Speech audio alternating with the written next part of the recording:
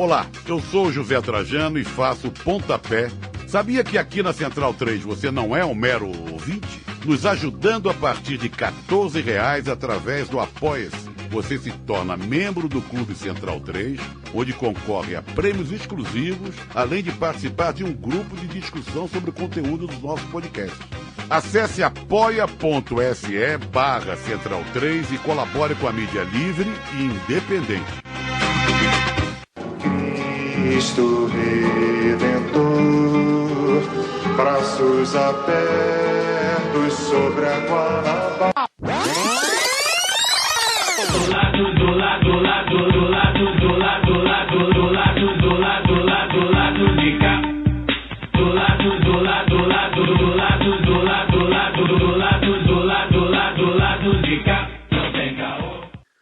Olá, ouvintes da Central 3. Hoje é quinta-feira, dia 4 de março de 2021.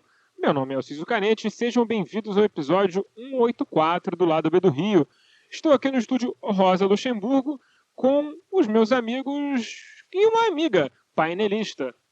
Olá, Caio Belandi. Bom momento a todos. Antes de mais nada, pedir desculpa aqui pela minha internet, talvez pelo meu áudio. Vou tentar falar pausadamente, falar de maneira um pouco mais clara, porque, enfim, eu estou aqui à beira-mar, escondido dessa loucura da cidade grande, e isso talvez atrapalhe aí na hora de falar, né? A gente até recebeu um feedback essa semana sobre a questão dos nossos áudios, né? De fato, a gente precisa melhorar isso. Prometo pensar nisso a partir do dia 15 que eu volto de férias. Vamos lá, né? Muita coisa para falar. A gente tem muita coisa para debater sobre o que está acontecendo no Brasil há um ano. Não mudou muita coisa. A gente continua falando as mesmas coisas, só está piorando. Mas é isso. A gente precisa falar, estamos aqui para falar. Toca o barco aí. Olá, Daniel Soares. Bom dia, boa tarde, boa noite, bom momento. Programa 184, que me lembra do falecido Central Laranjeiras via Largo do Machado, que morreu por problemas de Eduardo Paes. E fico aqui na nostalgia desta tão simpática linha que me carregou para vários lugares. Essa é uma causa mortes, inclusive, muito comum em linhas de ônibus do Rio de Janeiro. Nasceu um tal de troncal no lugar que não deu muito certo também. Foi uma criança que colocaram depois um travesseirinho na cara no berço, né, para poder se livrar dela, porque também não ficou legal. Diferente de Caio Belandi, que está no seu escritório, que é na praia, e o que permite que ele esteja sempre na área, Fagner está numa roça transcendental. Ele está para lá do Sana, num lugar onde não é que não tem internet, não tem energia elétrica. Ele está num lugar onde tudo é feito com base de burros, carroças e rodas d'água. Então, e mais não informaremos porque ele está se escondendo uma localização secreta. Então... ele está num alto imposto lockdown. Um lockdown meio caipira americano, sabe? Que fica fazendo aquela preparação para o fim do mundo. O Fagner tem esse perfil, tem potencial para isso, já está começando o seu projeto. Então, como ele está nesse alto imposto isolamento, nós decidimos que ter apenas nós três no programa seria uma porcaria. E vamos trazer uma amiga nossa, colunista do Lado B Notícias, Évila Vanderlei. Olá, Évila. Olá, Alcídio. Boa tarde, bom dia, boa noite para todo mundo.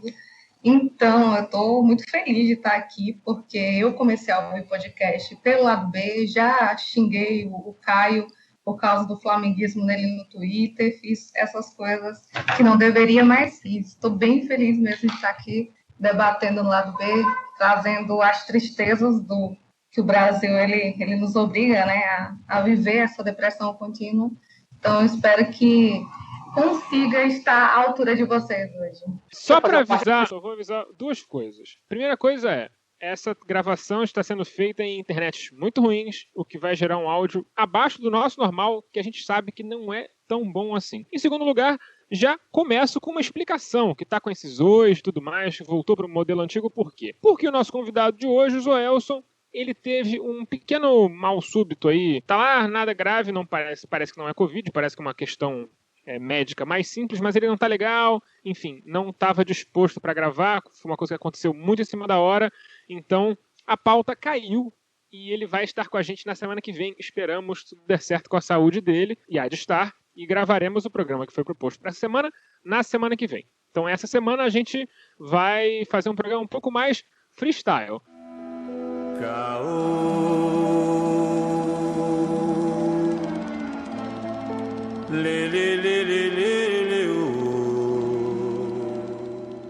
Bolsonaro será julgado pela história. Quantas vezes, caro ouvinte, você já ouviu essa bobagem? Eu já ouvi bastante, já ouvi demais. Parte do que eu vou falar agora é uma mistura do que eu ouvi no Medo e Delírio em Brasília, aqui da Central 3, que eu muito recomendo. É um grande trabalho dos doidos Pedro Daltro e Cristiano Botafogo. E parte vem de um podcast que eu ouvi sobre os últimos caçadores de nazistas na Alemanha. Então, me acompanhem. Nuremberg foi o julgamento dos nazistas, os originais, depois da guerra, certo? E muita gente acha que aquilo foi o grande exemplo de pessoas sendo condenadas por uma corte internacional por seus crimes. Eu não vou entrar na parte jurídica do assunto, porque essa parte é chata. A parte importante desse assunto é, tirando as grandes figuras, aquelas que não tinha como passar pano, tipo o Göring, que era um dos braços direitos do Hitler, a galera inteira passou livre. Então, assim, se a gente fosse passar para o paralelo brasileiro, seria como se depois a gente fizesse sei lá, o Nuremberg brasileiro, o que é? Barra da Tijuca? Os julgamentos da Barra da Tijuca, e o Bolsonaro fosse condenado por genocídio, o Pazuello fosse condenado por genocídio, e todas as outras pessoas que permitiram que isso acontecesse voltassem para o governo normalmente. Algumas pessoas achariam que isso seria o suficiente, mas eu, na minha visão, acho que não seria. E a gente está falando aqui do julgamento mais exemplar da história nesse sentido. Se a gente for pensar em outros genocídios famosos, como o genocídio armênio no final da Primeira Guerra Mundial, perpetrado pelos turcos otomanos, que até a gente já sorteou um livro sobre... a gente até sorteou um livro sobre esse assunto aqui, de um ouvinte que mandou uma história assim, muito louca. Enfim, essas pessoas não foram sequer levadas a julgamento. Genocídio japonês na China durante a Segunda Guerra Mundial. Aquelas pessoas não foram levadas a julgamento. O rei continuou rei, inclusive.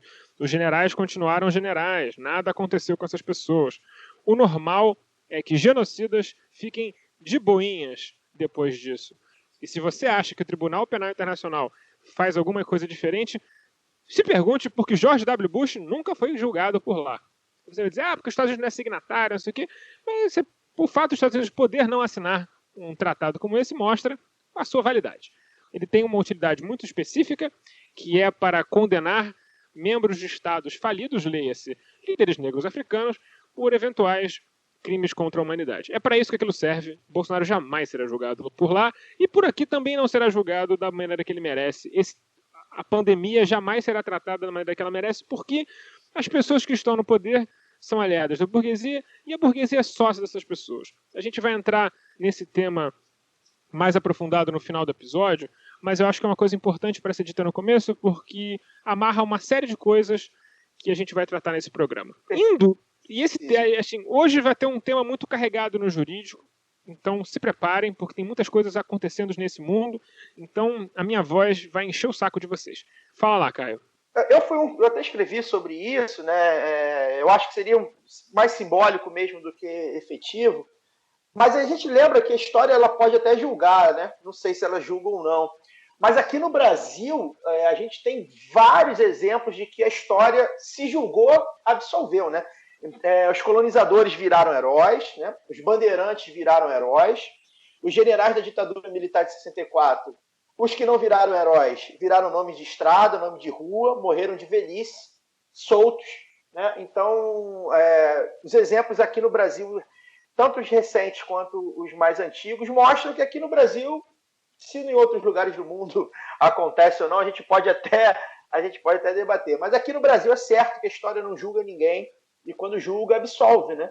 Então, o Bolsonaro será mais um que, se não cumprir pena em vida,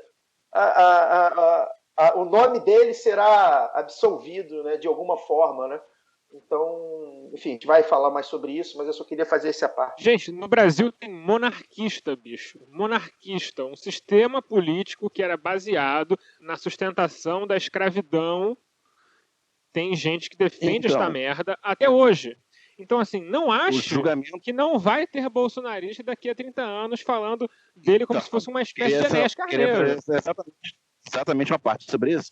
Porque quando se fala em julgamento da história, muitas vezes não necessariamente as pessoas estão falando de um julgamento jurídico, né, formal. Fala-se do tipo, uma personalidade que, sei lá, daqui a 20, 30 anos, presume-se que estará em desgraça. Estará em desgraça, exatamente. A questão é que, sem uma punição efetiva e uma exposição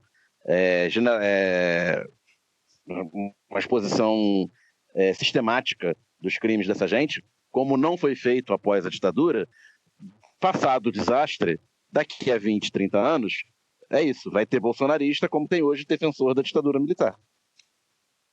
Inclusive, são as mesmas pessoas.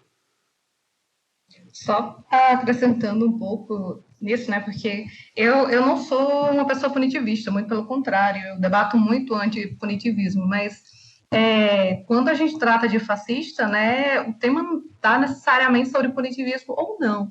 Eu só queria lembrar que acho que o único fascista que foi não julgado necessariamente por um sistema institucional foi o Mussolini, né? Que ele foi pego por... Foi julgado pelo povo. Um julgamento muito bem feito. Achei a sentença ótima. Achei bem justo, assim, ele foi alvejado por um partizan, ele foi exposto de uma forma interessantíssima, né, de cabeça para baixo, junto com outros fascistas, então... lançou a moda do bungee jump, entendeu? Criou várias tendências. Eu acho importante, inclusive, quem quiser reproduzir, né, assim, não, claro, atenção aí, qualquer um, não estou dizendo para a galera fazer, só estou relembrando algo que existiu, assim, não que eu esteja dizendo, façam como o Bolsonaro, longe de mim fazer algo assim, mas a única forma que o Bolsonaro pode realmente receber o que merece vem do povo, porque se a gente for esperar por instituições burguesas resolverem isso de uma forma legal, se fosse assim, a Dilma não teria sido impedida, né, da forma como foi, golpe, o Lula não teria sido preso da forma como foi, então, assim, esperar que a justiça vá fazer o papel de acordo com as leis, pelo que o Bolsonaro está fazendo, assim, não vai acontecer, senão não teria morrido 250 mil pessoas, em média, e ele está aí, feliz da vida, tomando leite condensado e etc. Pois é, como diria Mao Tse-tung, ou Mao Zedong, que é a pronúncia correta, porque a gente falava um monte de coisa errada porque as pessoas tinham conhecimento errado de mandarim, justiça é um fuzil no ombro de cada trabalhador.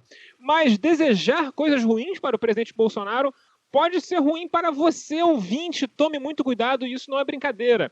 Hoje já tivemos um preso em Goiás pelo precedente criado pelo ministro Fux com a prisão do bombadinho Daniel Silveira. Por causa de uma postagem na internet desejando a morte do presidente Bolsonaro, um rapaz foi preso em flagrante pela PM. A polícia militar brasileira ela é muito curiosa. Desculpa, falei Goiás, queria dizer ele foi preso em Uberlândia, o Bolsonaro estava em trânsito para Goiás. Troquei as bolas lendo a notícia porque, desculpem, eu erro também. Erro muito, inclusive. Então, assim, a PM brasileira ela é muito maravilhosa. Ela não conhece a jurisprudência do Supremo Tribunal Federal quando diz respeito à lei de drogas, quando diz respeito à súmula vinculante sobre algemas. Aí a PM desconhece a lei. Mas, rapaz, é só aparecer um precedente para poder prender esquerdista que eles aprendem na hora. É impressionante. Então você que está aí na internet vai postar isso. Não tenham dúvida que estão indo atrás, estão querendo prender um monte de gente para criar um constrangimento para tentar soltar o Daniel Silveira. Não tenha dúvida que isso é pensado, isso é conversado, isso é uma estratégia traçada entre o Bolsonaro e os seus mais fiéis seguidores que estão nas polícias do Brasil. São grupos extremamente organizados, já tem todo o sistema da polícia ali por trás.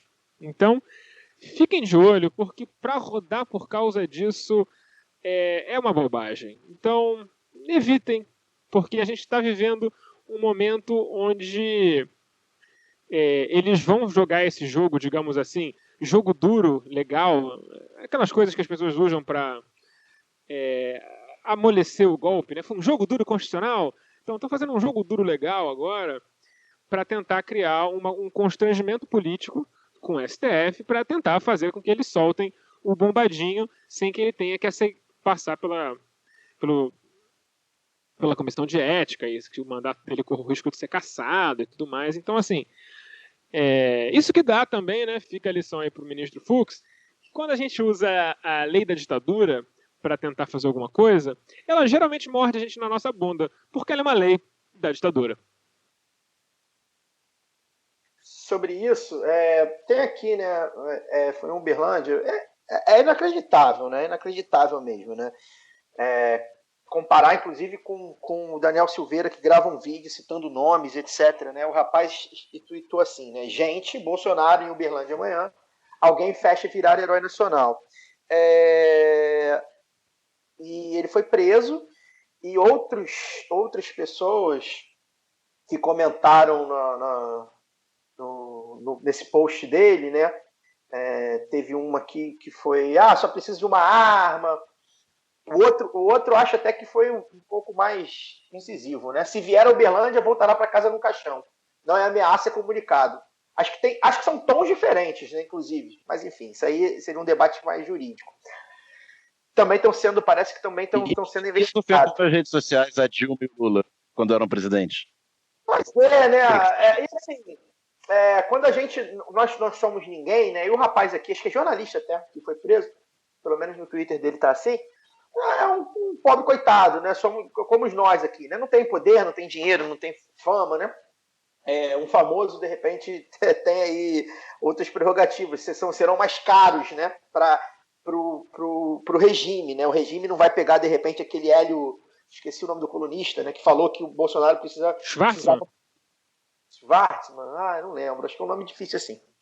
Que falou que o Bolsonaro precisava morrer, né? Para alguém parar ele, enfim. Hoje, depois de um ano, acho que ele não estava errado. Mas é isso, ele é uma prisão cara para o regime, né? Você prender um jornalista na Folha de São Paulo, do Estado, acho que foi Folha. Né? Seria algo muito mais relevante do que prender o pobre coitado lá que fez uma brincadeira. Sim, por isso que eles vão tentar fazer por volume.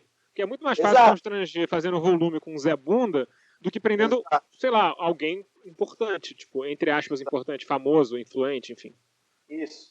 E é isso, gente. A gente fala muito sobre isso, a gente conversa muito com militantes organizados, né? Eu não sou um, mas enfim, outros da mesa são e tal, sobre a questão do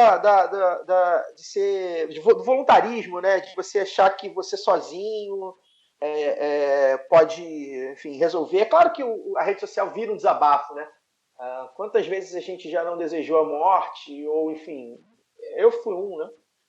E eu sou fácil de achar, inclusive.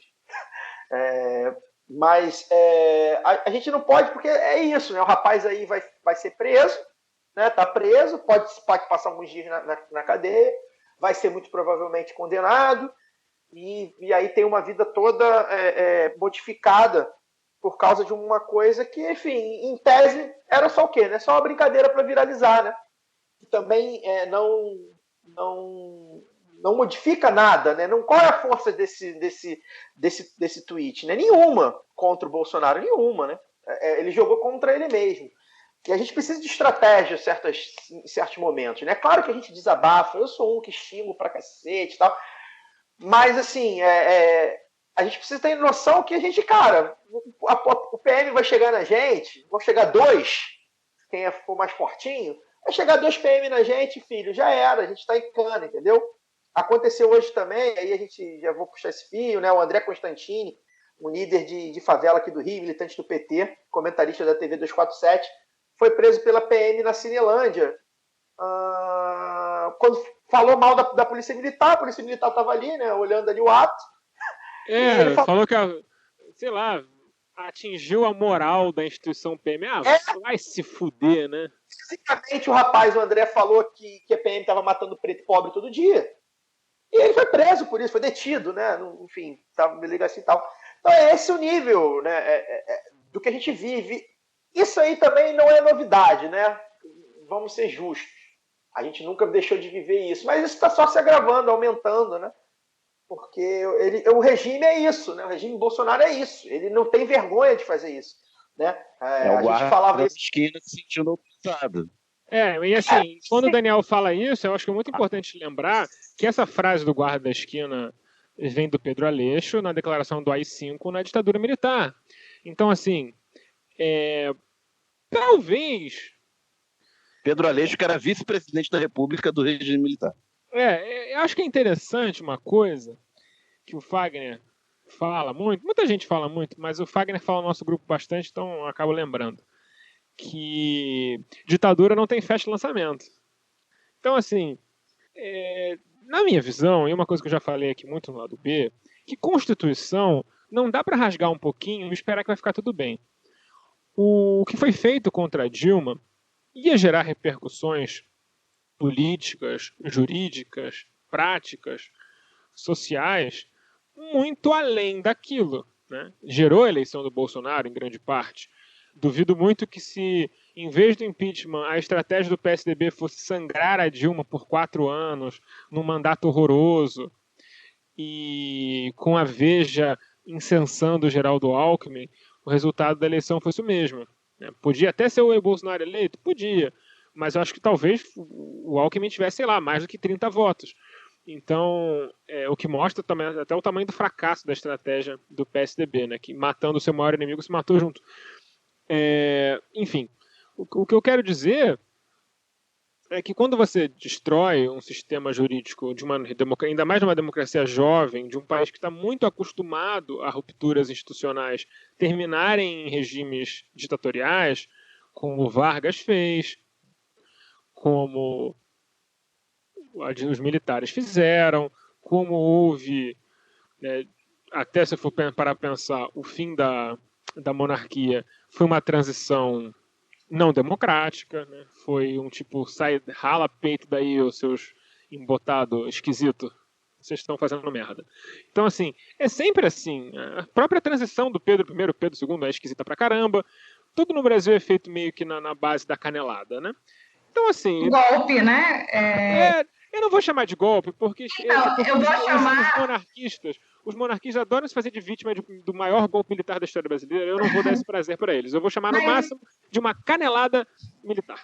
Mas eu vou chamar de golpe porque dentro da ciência política, né, pelo menos alguns estudiosos do pensamento político brasileiro, eles vão definir que ao longo da história do Brasil, né, enquanto nação, a gente tem 13 golpes, né, desde a Revolução da Independência, ela é um golpe, a Revolução Burguesa de 30, ela é um golpe, e assim sucessivamente ao longo da nossa história são 13 golpes.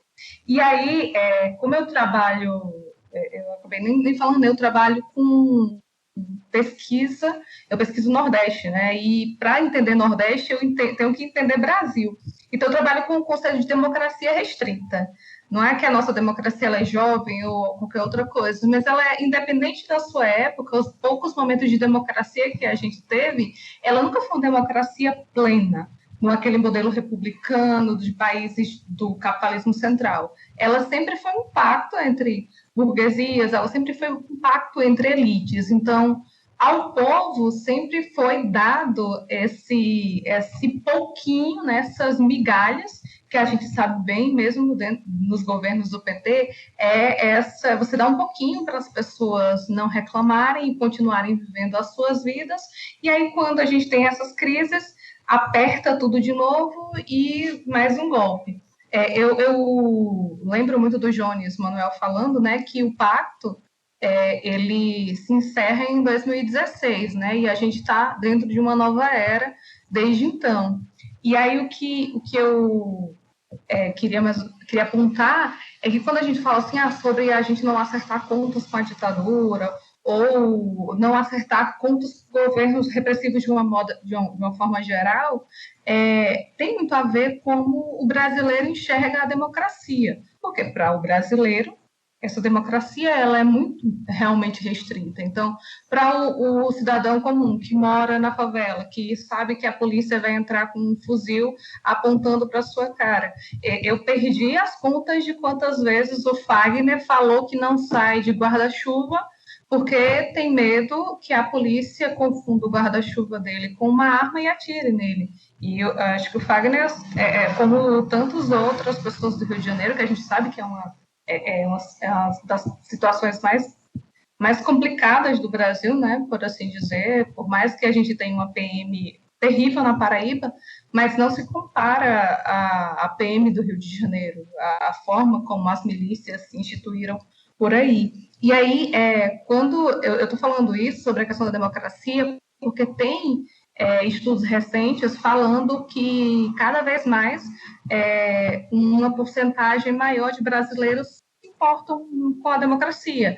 Tem uma pesquisa da Folha, que eu estava até dando uma olhada, que fala que em 2014, a porcentagem de brasileiros que se importavam com a democracia era 56%, que 38% dos brasileiros eram indiferentes se era uma democracia ou se era uma ditadura. Porque, para a maioria delas, democracia não existe. Assim, democracia para quem? Quem é que realmente tem acesso a algo além do voto nesse país? Então, assim, quem é que acredita no sistema judiciário? Quem é que acredita na polícia? Quem confia nessas instituições? Então, é muito complicado a gente falar de democracia no Brasil, sendo que ela nunca foi realmente algo pleno. Então, para o futuro, é óbvio que você vai ser preso por um tweet, você vai ser preso se você estiver atravessando a rua e a polícia achar que você é um criminoso porque você tem cara de quem rouba, etc. Então, assim, a democracia ela não vai funcionar para a maioria das pessoas. Junto com isso, você tem toda uma cultura do punitivismo, de que a gente precisa punir algumas pessoas, mas no final quem vai ser punido são os de sempre. Preto, pobre e favelado. Você falou dessas instituições como a polícia, como o judiciário, mas acho que isso se reflete até em coisas menores, por exemplo. Viver numa democracia, você demorar, digamos, eu demoro 0 minutos para chegar no meu trabalho porque eu trabalho na minha casa, mesmo fora da pandemia, porque eu não, enfim. Mas daqui para o escritório da minha empresa, eu demoro 45 minutos de bicicleta e barca. E diria que não é pouco tempo, 45 minutos é um tempo razoável, mas é tão agradável que nem sente. Eu passo pelo aterro, uma delícia. Democracia, eu vivendo nessa situação, e a pessoa que provavelmente que trabalha naquele escritório como auxiliar de limpeza, alguma coisa desse tipo, talvez demore até 3 horas para chegar lá, dependendo de ela mora no Rio, talvez 4, talvez tenha que dormir no centro. Tem muita gente que dorme no centro do Rio, debaixo de marquise durante a semana, porque não consegue voltar para sua casa, porque o transporte não permite. A gente vive no mesmo país, mas a gente não vive sobre o mesmo sistema, se a gente for parar a pensar, no sistema, no jeito mais, talvez, analítico. Então, assim, se as pessoas não têm direito nem à sua liberdade de locomoção, e a gente vive numa democracia burguesa, onde as liberdades individuais são as primordiais e tudo mais, são liberdades apenas teóricas, porque a pessoa não consegue nem exercitar o mais básico direito de ir e vir. Agora não consegue nem mais exercitar o direito à vida, porque o presidente está matando todo mundo. Então, assim, é complicado. Por outro lado,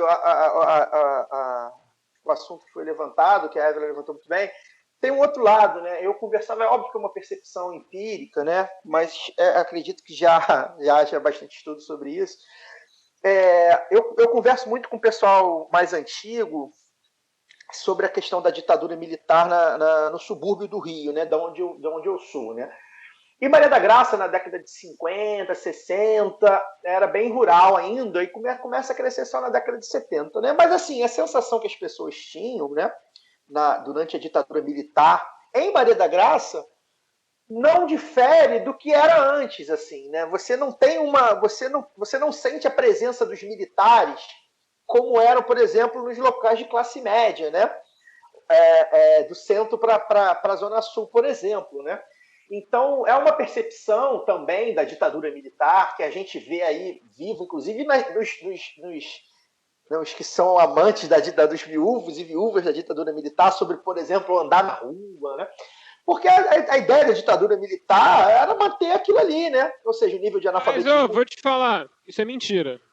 Não, então, vou chegar lá. O nível de analfabetismo baixíssimo, né? O sistema de castas, praticamente, que o Brasil tinha, onde você não era... Analfabetismo altíssimo, no caso. Analfabetismo, isso. O sistema de castas, né? Você não conseguiria, né, ascender nem nada e tal. Então tinha essa percepção, eu converso muito com o pessoal sobre isso, assim, de Maria da Graça, porque não se chegava ali a ditadura da forma, né, como se chegava nas marchas, né, que se chegavam ali no excesso de militares e tal. Isso estou falando de Maria da Graça, obviamente, um caso, né, exclusivo, mas a 10 quilômetros do centro do Rio, né, perto. Então, enfim, imagina ali em outros locais. Então, a gente também tem essa questão, né? Porque para o povão, cara, eu tô comendo, não tô comendo, não tô comendo, tô trabalhando, não tô trabalhando. Então, assim, a sensação de democracia e ditadura era muito, muito tênue ali, era um negócio que era muito, votar ou não votar, né? É óbvio que isso vai se acirrando com o tempo, né? Não por acaso... Depois de 20 anos os caras largam o poder, porque isso foi se acirrando, o povo foi vendo, né, a importância do voto e tal, embora a gente saiba que não começa nem termina no voto, a democracia. Então também tem isso, né? Eu vejo isso muito, muito, muito claramente. E aí, eu falando em golpe, ditadura, que a gente falou, né?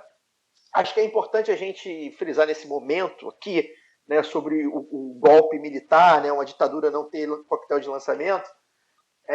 Acho que é importante a gente frisar, né, que o Bolsonaro hoje, né, ele não precisa fechar o regime. Neste momento, isso para mim está muito claro, ele não precisa hoje de um golpe militar, de colocar os quartéis a favor dele, porque já estão. Né? O golpe, como a Évila falou... Risco, talvez até seja um risco que ele não possa correr. Então, para ele manter como está, é muito melhor. Muito melhor, porque assim, o golpe já aconteceu, como a Évila disse, em 2016 tem esse golpe. O golpe já aconteceu e já está acontecendo. O regime Bolsonaro não é um regime tradicional, não é um governo tradicional da Nova República. O golpe, ele perde as desculpas dele, de não trabalhar, de não fazer porra nenhuma. Pois é. Então, e hoje, assim, para que ele quer fechar o regime se ele vai na televisão e fala as coisas que ele fala, que eu não vou nem reproduzir, porque, enfim, acho que a gente não é nem obrigado a ficar reproduzindo isso. Porque a gente está entrando no jogo dele e a gente vai chegar lá também. Mas é isso, né? Então ele faz o que ele quer. Para que ele precisa fechar o regime? Para que ele precisa botar militar na rua? Né? Ele já consegue operar um genocídio sem Exato. Já tem as polícias trabalhando para ele, já tem as milícias trabalhando para ele. Né? Você tem várias castas de tem a burguesia trabalhando para ele.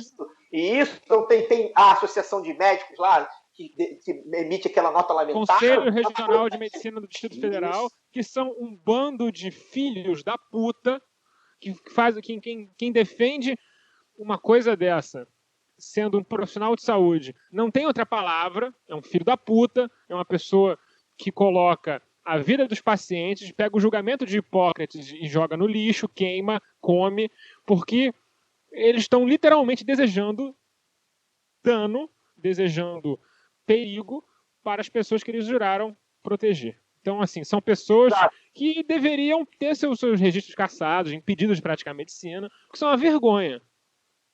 Então, são muitos colaboracionistas, né?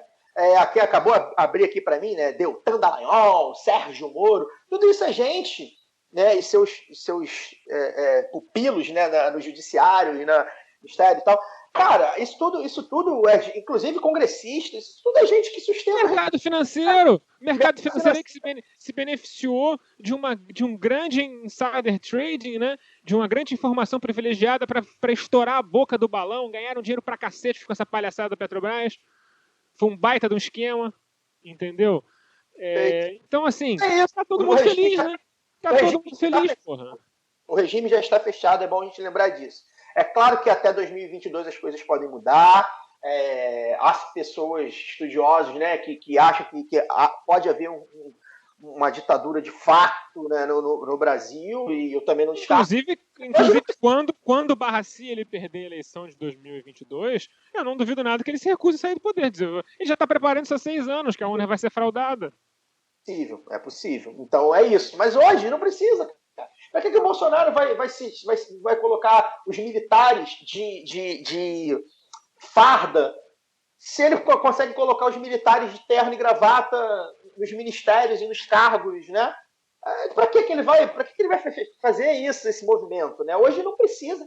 Não precisa. Isso é óbvio que também a sociedade está se mobilizando, tenta se defender, a gente vai falar sobre isso, sobre como se defender sobre isso, como contra-atacar, enfim, muito incipiente, mas está tentando alguma coisa.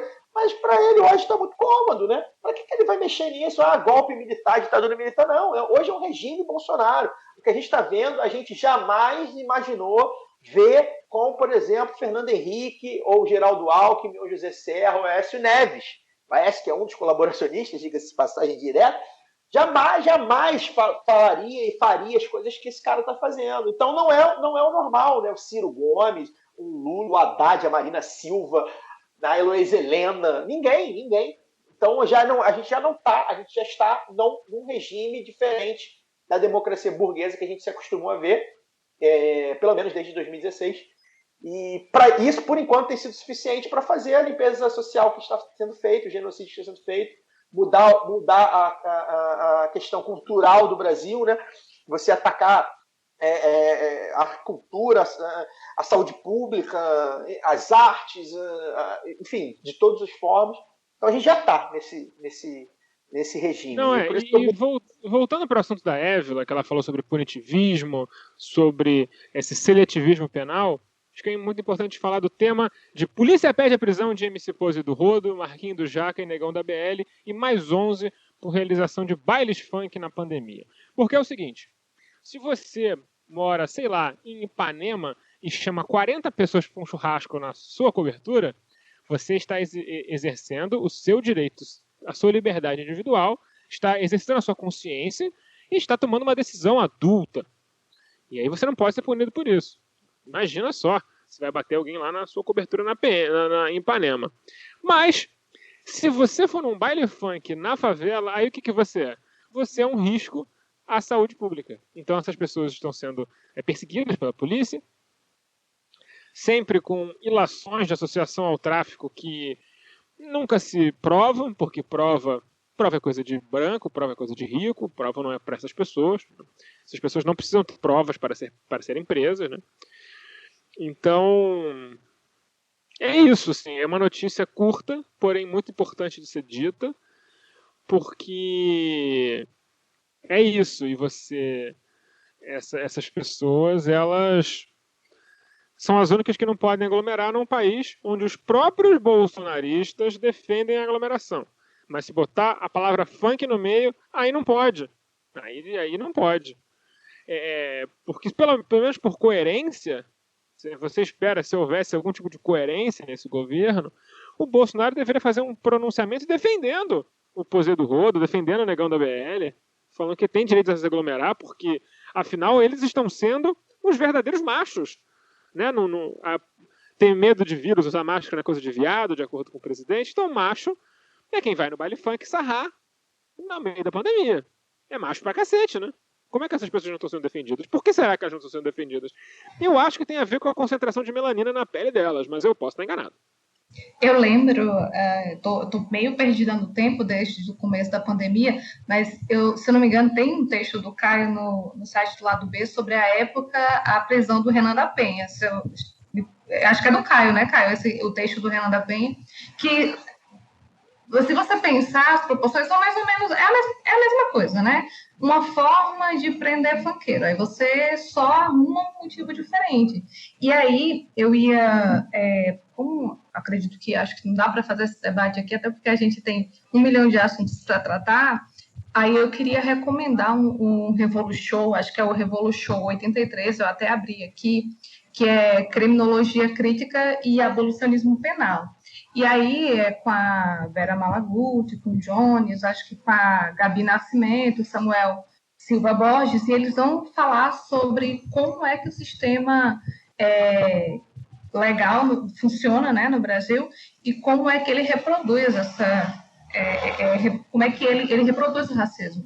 Por que 70 e poucos % das prisões Não, 70% da população carcerária ela é preta, ela é favelada. Acho que 2/3 são de prisões preventivas e que passa do seu tempo. Acho que o Alcísio vai poder falar melhor sobre isso, mas é sempre na mesma ótica. A gente vai prender sempre o preto, o pobre, o favelado, quando for possível, né? Vez ou outra, óbvio, vai prender um classe média que fez alguma besteira de fazer... Um jovem que cometeu um erro. Ele cometeu um erro, assim, tipo, foi burro e fez um post contra o presidente, aí vai ser preso, mas a gente sabe que não vai passar muito tempo na cadeia.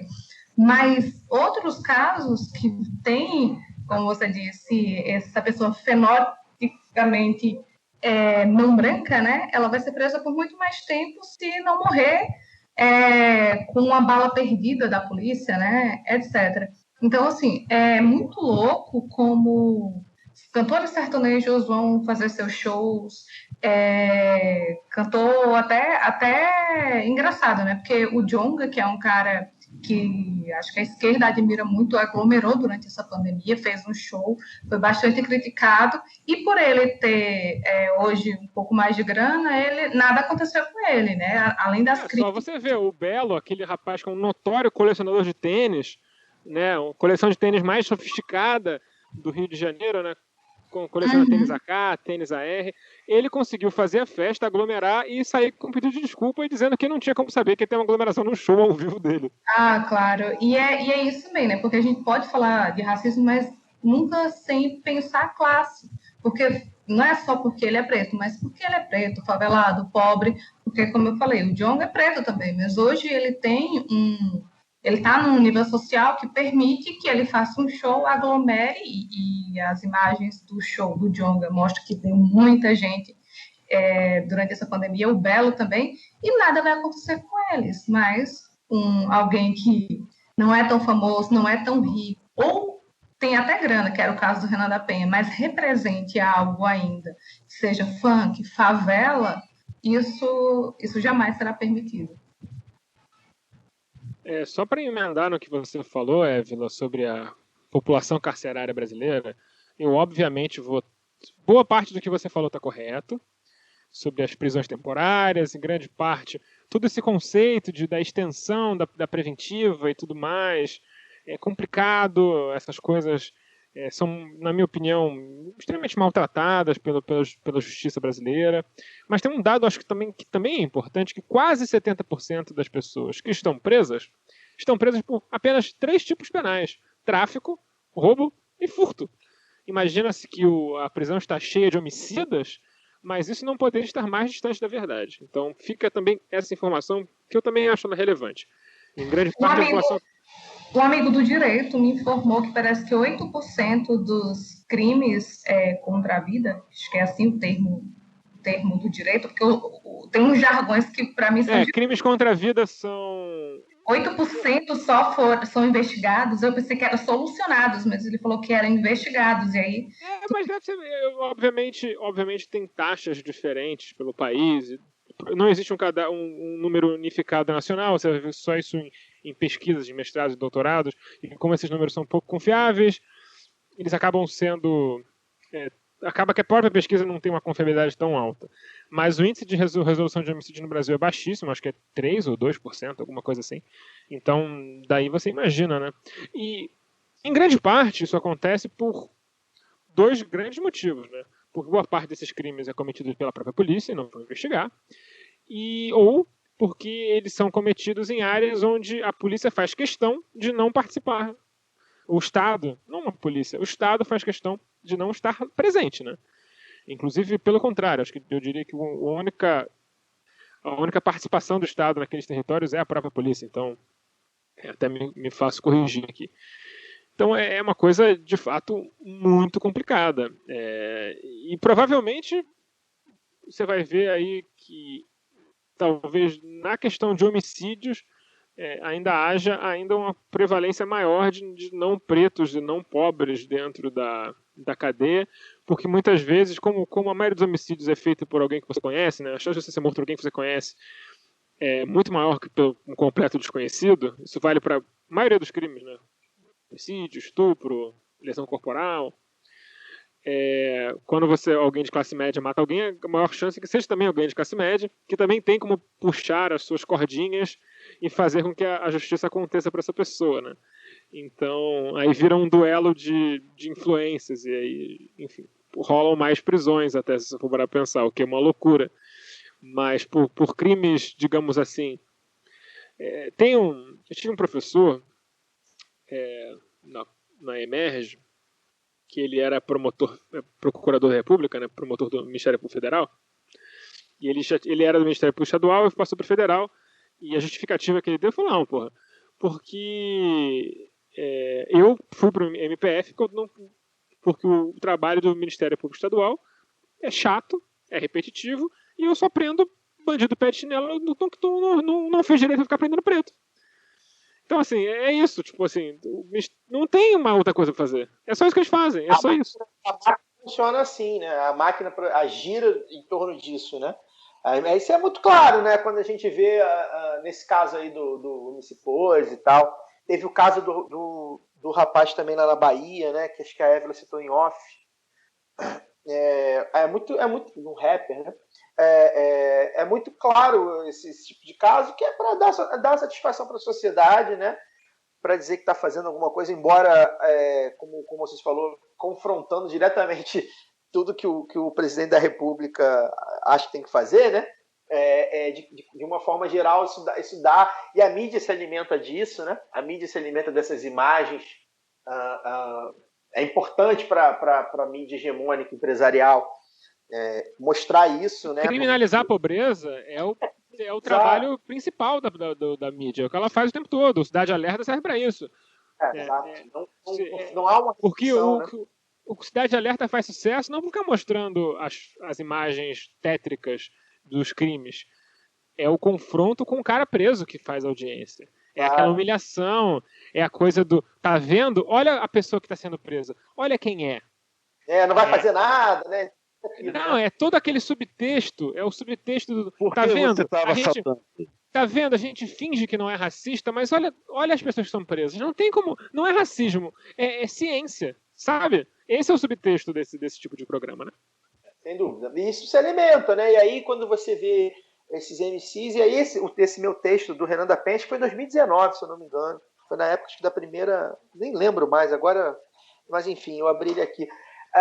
Esse texto do Renan você aplica ao Pose, né? Você aplica a tantos outros, que é a galera que ganha dinheiro.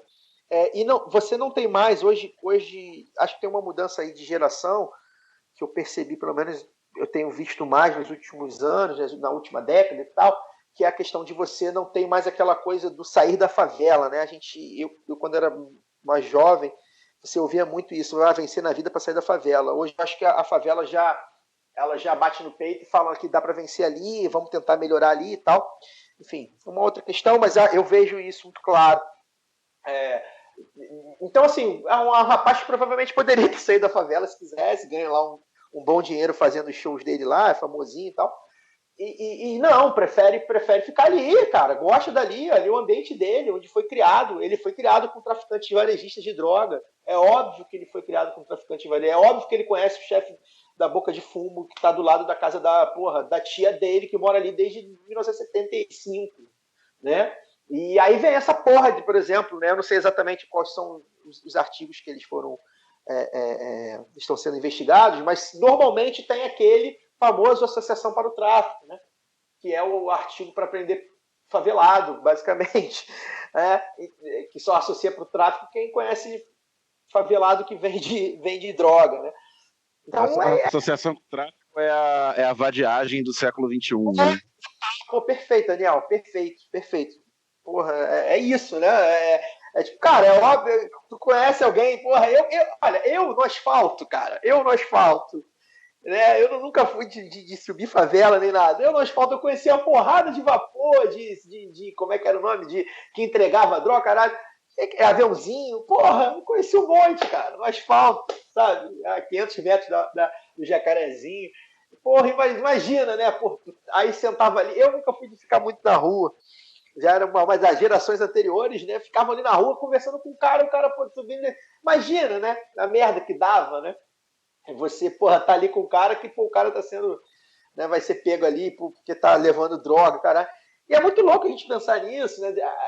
Como se fosse um crime, né? O cara é um crime, porra, absurdo, né?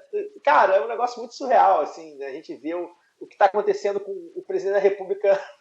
Não tem como não falar disso, né? Que o presidente da República fala e faz tanta coisa, matando porra, 1.500, 2.000 pessoas por dia, né? E o cara que está ali envolvido com o cara que faz o intercâmbio da droga, né? Enfim, é muito louco pensar disso. E a pandemia só serviu só para isso mesmo, né? Tá aglomerando. Imagina, se chegar ali no Barril 8000 do Meia, né? Tô dando nome aí, ó. Barril 8000 do Meia, tem show todo final de semana. Pode ir lá que vai prender os caras lá também, né? O Buchicho da Tijuca, sei lá o quê, né? Tá tendo também. Não vai, nem tem que ir também. Mas aí também na favela deveria ter ali um outro tipo de pensamento, mas é isso, né, cara? A gente vive nessa coisa militarizada aí. Não, pois é, você falou do Buchicho, no dia do Flamengo e Inter, né? No dia do Flamengo e Inter, que a torcida do Flamengo foi lá, fez uma aglomeração bem feia, né? Enfim, acho que não deviam ter feito isso. Mas fizeram, enfim, não adianta reclamar do que já aconteceu. Só cabe criticar. E aí uma galera foi pro Buchicho, lotou a porra do bar. Aí cadê? Prenderam o dono do Buchicho por ele estar permitindo aglomeração? Não, né? Porque aí ele é só um comerciante. Não prenderam no Buchicho, que para quem não conhece o Rio de Janeiro, é um bar de classe média, na Tijuca, bem pertinho do Maracanã, a 20 minutos a pé do Maracanã, frequentado majoritariamente por pessoas brancas de classe média alta, mas quando o time, para ficar no Flamengo, quando o time foi viajar para São Paulo, para a última rodada, né, que poderia conquistar o título brasileiro, no Santos Dumont, teve a Aeroflá, né, as torcidas organizadas fizeram aglomeração na praça que tem em frente ao aeroporto Santos Dumont para dar apoio, o time embarcar, né, porque já não tem público normalmente. Então, fizeram essa válvula de escape e galera, povão, de torcida organizada, né, de favela, periferia, majoritariamente negros. Aí teve bomba de efeito moral, teve cacetete, teve cavalaria, essas coisas. Sobre isso, só fazer um rápido parte, né? É engraçado, porque assim, a polícia sabe que os torcedores vão aglomerar, e a gente falou isso até na live na bancada que eu participei. Né, os torcedores vão aglomerar porque estão aglomerando, as pessoas estão aglomerando desde o ônibus para ir trabalhar, do BRT, no metrô, trem, até os bares e pagodes e bailes funk. Né? As pessoas estão aglomerando, futebol não seria diferente. E assim, a polícia, só que a diferença do futebol é que a polícia militar, né, ela tem batalhões especializados para isso, né, tem organização, ou deveria ter organizações para isso, estudo para isso. E aí chega, você sabe que vai ter a parada, e o que você faz? Né? É foda. Você espera aglomerar. Deixa, lá, o pessoal canta, bandeira, caralho, gente pra cacete. Bem, agora a gente vai dispersar. Porque é isso, né? É quase uma briga de gangues, né? Vamos botar assim, né? Então, assim, o torcedor organizado sabe, tô falando dos organizados, né? Sabe que vai para brigar com a polícia, e a polícia sabe que vai para bater no torcedor organizado. Então é isso, né? Da pandemia não vai ser diferente, gente. Não tem nada. A única coisa é que vão estar alguns de máscara. Só isso. O resto tudo igual. Pois falando, vamos tocar esse assunto para frente. Vamos falar novamente do presidente. O presidente que fala aí sobre macheza, sobre coragem, essas coisas que ele valoriza muito, que ele se identifica muito como sendo, embora não exista nenhuma evidência que corrobore qualquer tipo de garbo e coragem dele, é um grande de um cagão. Falando em presidente cagão, ele está há uns 3 dias tentando marcar pronunciamento e cancela logo em seguida, certo? Aparentemente, que se diz a boca pequena, e se você somar o que acontece no cercadinho no dia seguinte com o cancelamento, que é uma coisa... Estão dizendo que eu vou ser preso por ter chamado o Bolsonaro de cagão a Évila. Vamos ver. Eu acho que seria interessante. Seria interessante se isso acontecesse. Curioso. Mas calúnia, injúria e difamação, mesmo contra o presidente, não dá cadeia, não. Tô tranquilo. Não cabe na segurança nacional. Não tô ameaçando ele de morte. Nem Homem quero. branco, vão prender um homem branco de cara aí por causa disso? Duvido. Pois é. De qualquer forma, ele tá... O que a gente pôde apurar sobre isso, né? A gente está vendo que o Bolsonaro está louco para fazer um pronunciamento dizendo que o Brasil não pode fechar, que se fechar é culpa dos governadores, e que se fechar e é culpa dos governadores, e a pandemia é toda culpa dos governadores, nada é culpa dele, nada é culpa dele, nada é culpa dele. É isso. É isso que ele quer fazer. Ele quer colocar toda a culpa da pandemia nos governadores e os seus assessores. Né? Todo mundo tem um assessor 2, até o Bolsonaro tem um assessor 2, está dizendo, meu filho... E no STF que proibiu ele de fazer qualquer coisa sobre a pandemia. Mas o que é uma defesa curiosíssima. Primeiro, não só porque é mentira. O fato de ser mentira é o menos importante. Mas porque não fazer nada é o que ele queria fazer. Então a gente já está agradecendo o STF. Enfim, não consigo entender o raciocínio dele. Mas esses pronunciamentos que não foram, é obviamente uma tentativa de criar um sururu institucional ainda maior do que já temos nesse momento. A quantidade de MPs, de polêmicas, de loucuras estão acontecendo. Semana passada, tentaram passar uma PEC totalmente fora do regimento do Congresso para fazer meio que uma PEC da imunidade da imunização, né? Os parlamentares basicamente poderiam metralhar pessoas na rua e não poderiam ser presos. É esse o nível de imunidade que eles queriam na lei, né? Inclusive, civil, penal, administrativo, eles tornariam basicamente 007, né? Todo mundo tem licença para matar. Uma loucura. E aí, enfim, conseguiram barrar e tal, mas todo dia tem as MPs do Bolsonaro sobre a pandemia são todas bizarras. Ele vai e volta, veta o próprio texto, a gente vai falar um pouquinho sobre isso daqui a pouco.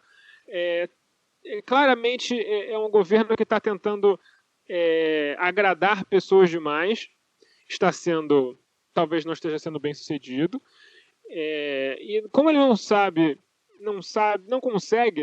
consegue servir a todos os seus senhores, a coisa vai ficando cada vez mais caótica, né? Porque ele não consegue entregar e ele tem que tirar daqui, botar para lá, e é como se ele tivesse fazendo aquelas coisas de desenho animado, né?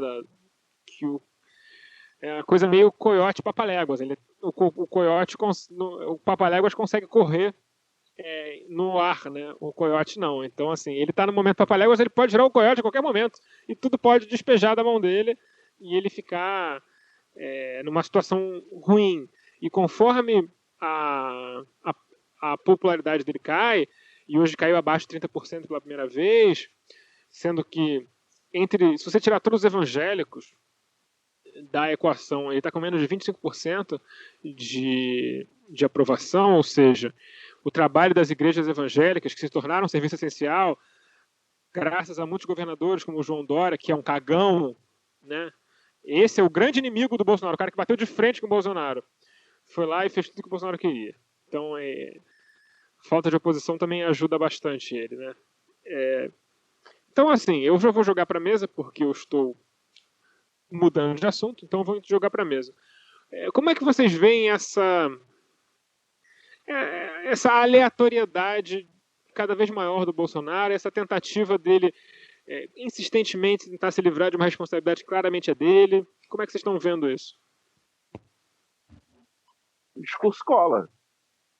Ele, como o Caio fala sempre, ele não arredou uma linha do que ele fala há exatamente um ano, né? Desde o finalzinho de fevereiro, início de março de 2020, quando começou a ter a percepção da seriedade da pandemia, que ia chegar aqui, que eram necessárias medidas duras de controle, né? E de incentivo à economia, de fechamento das coisas, distanciamento social, etc. E ele sempre minimizou, disse que era gripezinha, que histórico de atleta, esse blá blá blá todo, né? E quando os governadores e prefeitos tomaram algumas medidas, ele foi para a televisão para criticar, para falar que estavam querendo derrubar ele, que queriam parar o país por causa de uma besteira, e ele seu pequeno exército, né, nas redes sociais e dentro da própria mídia corporativa, né? Você vai achar alguns colunistas que compram não, né? Que foram comprados para espalhar. Tem sempre um Alexandre Garcia para puxar o seu saco. Exatamente, né? Que estão atentando contra as liberdades individuais, quer saber como é ditadura, que não te proíbem de sair de casa, pseudociência, e aí você ataca, você combate você chama a ciência de pseudociência e usa a pseudociência para isso, né? As cloroquinas da vida. Então ele foi criando toda essa narrativa que é comprada acriticamente, né, pelos seus apoiadores comprados e pelos seus apoiadores iludidos, né? Esse 25%, 30% aí que o Bolsonaro pode matar alguém na rua que eles vão defender na rede social. E isso vai ecoando e vai convencendo no cansaço o outro terço, aí, outra coisa que o Caio sempre fala, né? O terço que é fiel ao bolsonarismo de qualquer jeito, o terço que é crítico de qualquer jeito e o terço que está ali no meio do caminho. Esse terço no meio do caminho vai sendo convencido pelo cansaço. Então a pessoa pode não ser uma bolsonarista arraigada, pode achar que está péssimo, que está gerindo mal, que a coisa não está funcionando, mas de tanto ela ouvir o Bolsonaro e seus apoiadores, né, que a pandemia, ele não pode fazer nada porque o STF proibiu, os governadores estão querendo derrubar ele, é um absurdo ficar proibindo as pessoas de sair de casa e de sentar no barzinho, a economia tem que andar, e blá, blá, blá, blá, blá, blá, blá, todo dia, a pessoa começa a achar, eu acho que é isso mesmo, e vai cansando também, né, de usar máscara, vai cansando de ficar em casa, vai cansando de não poder ir ver o Vasco, não poder ir ver o Flamengo. Porque não é legal, né? Usar máscara não é divertido, ficar em casa não é divertido. Ainda mais esse calor. E eu acho que talvez muita gente tenha ligado o foda-se, porque começou a se sentir otário também, né? Talvez não seja nem pela... Tá fazendo sozinho.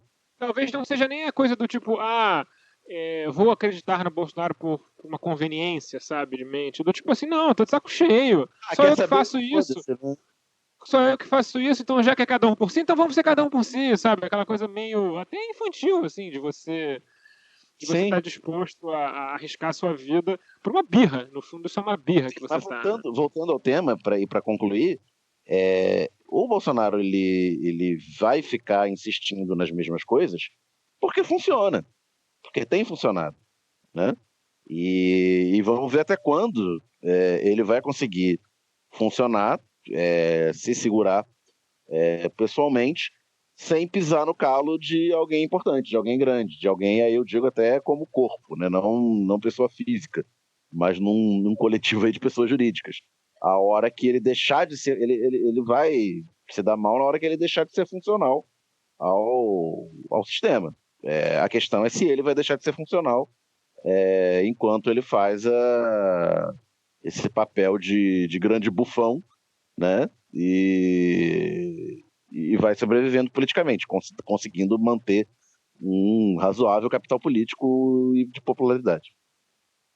O que eu acho mais problemático é o quanto o Bolsonaro ele normalizou o absurdo. Pelo menos há uns 5 anos, ele vem construindo vários momentos, desde citar o ditador, o torturador da Dilma, agora esqueci completamente o nome dele. Ustra. Ele cita o Ustra, gera aquele absurdo, todo mundo chocado, e desde então ele vai falando coisas e vai chocando cada vez. Vila, desde quando ele falou que queria metralhar o FHC e não aconteceu nada com ele em 97, ele só daí pra frente só se sentiu empoderado, né? Mas em 97 a gente não tinha o mesmo acesso tipo assim, não é popularizado, porque ele fala no Rio, né? Mas você entende que o FHC ficou sabendo daquilo? Ele podia ter acabado com a carreira do Bolsonaro ali? E nada acontece, porque ele foi visto como um louco, que nunca chegaria muito longe, e ele vai poder falar o absurdo que ele quiser, e vai piorando até que ele chega num momento em que o Brasil inteiro está parado assistindo o impeachment, fala o que ele quer e desde então ele não para mais. Então a gente está num momento em que normalizou-se tanto o absurdo que eu vejo a própria esquerda falando absurdos e está tudo bem, porque o Bolsonaro falou isso, então a gente tem que reagir talvez na mesma moeda, pensar um pragmatismo para levar a esquerda de novo à presidência e mesmo que seja da forma mais contraditória possível. A gente estava falando no início, né, antes de começar a gravar, sobre o jornalista que fala que é melhor não ter auxílio emergencial porque isso estava dando uma certa popularidade para o Bolsonaro. Não, a gente pode dar o nome aqui, Luiz Carlos Azenha, @viumundo, um homem historicamente ligado à esquerda, que está nessa do quanto pior, melhor aí, porque é isso, o poder é mais importante do que a... Porque não passa fome, porque não passou fome. Exatamente, a esquerda, ser de esquerda é lutar contra a desigualdade, e para isso a gente precisa do poder, para ele é o contrário. Ser de esquerda é precisar do poder, e aí a gente vê o que a gente faz com esse negócio de desigualdade aí, porque ele nunca passou necessidade. Mas você entende que ele só vai falar isso porque a gente chegou no nível de absurdo que ele pode falar o que ele quiser e vai ter gente da esquerda dizendo, é isso aí mesmo, muito bem, parabéns. Tem vários, assim. Então, a gente tem vários absurdos também. Eu não sei como é a realidade de vocês, aí eu vou fazer que nem o Caio, vou trazer exemplos do meu cotidiano de gente que eu ouvi quando estava em 100 mil mortes e eu querendo manter a quarentena, né? Eu tenho, por sorte, assim, eu pude manter a quarentena um tempo, depois tive que trabalhar, mas mesmo assim fiquei o máximo que eu pude em casa. Moro numa das capitais mais lindas, não vejo a praia há mais de ano, porque eu não consigo sair de casa, mas tinha gente que queria passar todo final de semana na praia, o tempo todo pra praia, academia, e eu falei, cara, fique em casa. E a pessoa fala, mas pessoas morrem. E a pessoa que só faz criticar o Bolsonaro. E eu falo, sim, mas o Bolsonaro fala isso. E a pessoa revoltada, porque jamais poderia ser comparado ao Bolsonaro, mesmo repetindo tudo que ele fala. Então, pessoas morrem, inclusive, não é muito distante do que o Mourão falou sobre o seu herói, o Ustra. Heróis matam. Exatamente. E isso faz com que tanto da esquerda, e eu vejo isso muito da esquerda, lógico que eu puxo a sardinha para mim, né? Sou esquerda radical, sou comunista, me organizo em partido, e então é óbvio que eu vejo isso muito mais na esquerda moderada, de nós precisamos fazer o que tiver que fazer, porque 2022 está aí, então o Bolsonaro vai ser reeleito. Quando, na verdade, a gente não sabe nem se vai ter eleição. Eu ainda sou extremamente pessimista. Eu não sei se vai ter eleição. Se tiver eleição, eu não sei se não vai acontecer a mesma coisa que aconteceu nos Estados Unidos, de uma invasão no Congresso, por exemplo, e lá nos Estados Unidos, ok, a galera retirou aqueles malucos do Congresso, os fascistas, mas aqui não é os Estados Unidos, aqui as instituições lá já não funcionam muito bem, aqui é que não funciona mesmo. Então, assim, quais são as chances de o Bolsonaro sair realmente do poder? Ou então, quem vem depois do Bolsonaro é alguém que é da esquerda?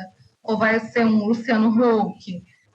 Há grandes chances de ser ou Dória. Então, assim, a gente está muito perdido se ficar esperando só pelas eleições. E isso é o que mais me entristece nesse momento. A eleição não vai nos salvar, o Lula não vai nos salvar, gente. Eu sinto muito. Eu sei que vou ser xingada bastante, eu sempre sou xingada quando eu falo que o Lula não vai salvar ninguém, mas só quem pode salvar somos nós mesmos, se organizando e lutando contra o que está... Oi? O Lula não se salvou, né? Foi preso, perdeu o direito político, né? Como é que ele vai salvar a gente? Assim, eu acho que assim, a gente pode, exatamente, a gente pode até ser cretino e falar, o cara não conseguiu nem se salvar, vai salvar quem? Não conseguiu. Enfim. Évila quer terminar? Não, rapaz, acabou o programa não, você tá maluco? Eu já terminei, que bom que vocês disseram, eu fiquei com receio de falar assim, mas o Lula nem se salvou, ainda bem que vocês falaram. É verdade, a gente aqui, eu sou um cara que todo mundo sabe a minha admiração pela figura política do Lula e não escondo, mas a verdade é essa, ele tá aí achando que as instituições vão salvar ele, né? Tomara que ele enfim, esteja certo, apesar de não estar, e esteja vivo também para isso, porque a história também não adianta chegar daqui a 10 anos com o Lula morto e aí a gente falar, assinar lá, olha, o Lula era inocente mesmo, tá? Porque às vezes acontece isso, porque é cruel o sistema nesse ponto. Eu queria falar sobre isso. É o contrário da história ser julgada. Ser absolvido pela história também não adianta de muita coisa. Não adianta, depois de morto não adianta. O Bolsonaro, assim, para mim, ele tá da maneira dele, né? Idiotizado aí, ele tá ensinando algumas coisas pra gente, tá? E é meio polêmico isso, talvez, mas eu acho que tem um pouco de sentido. A gente tem algumas lições para tirar da forma que o Bolsonaro, não da forma que ele governa, né? Mas da forma que ele se comunica, né? Porque a gente, eu acho que temos muito claro aqui, a gente traz historiadores, estudiosos, cientistas políticos e tudo mais, nós mesmos temos essa percepção de que a gente não vai voltar ao que a gente viveu ali na era FHC Lula, né? Aquela coisa bonitinha ali, né? De uma democracia. Tal. Até porque aquela sensação de fim da história acabou, né? Acabou, né? Então acho que a gente não volta mais, né? E aí ele está dando algumas lições para a gente nesse sentido, esses anos de regime Bolsonaro aí, né? Essa campanha permanente que ele faz, diária, né? Diariamente, Bolsonaro, em momento nenhum, talvez só quando ele teve lá o arranca-rabo com o Moro, porque aí ele precisou, né, crescer um pouco. Ele fala enquanto presidente da República, momento nenhum. Ele fala enquanto um líder popular que tem voto, né? Teve bastante voto. Ele fala como candidato. Um candidato e como um líder popular, que ele é. E aí a gente vai ter que, né, entrar depois, de repente, nesse assunto. Mas ele é um líder popular, carismático, né? Acho que é a expressão que se usa. Ele está falando com o público dele.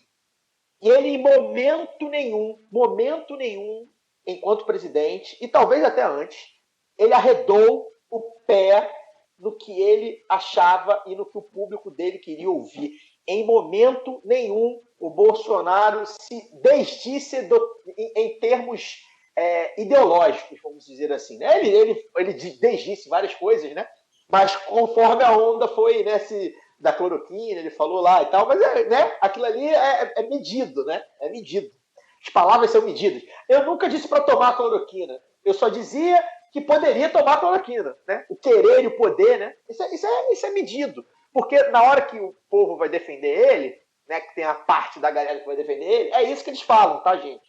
Eu não sei se acho que nossos ouvintes, muitos não têm contato com o bolsonarista.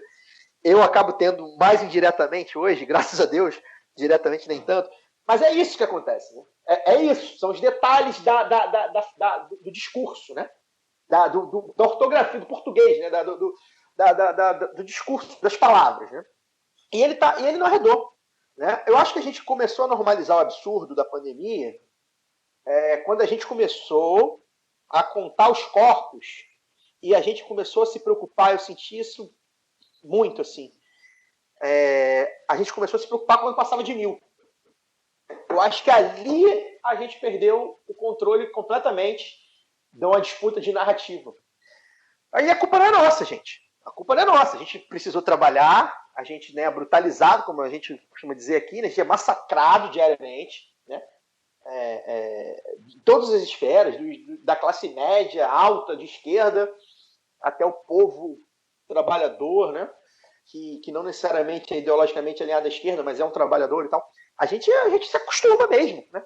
A gente se acostumou com crianças tomando bala na cabeça na favela e começou a haver uma contagem, né? Para ficar aí é uma falsa simetria, mas enfim, né? Eu trabalhei na mídia hegemônica. A gente normalizou quando a gente começou a contar números de policiais militares, principalmente mortos, né? Embora a gente saiba as diferenças, mas a gente começou 100, chegou a 100, normalizou.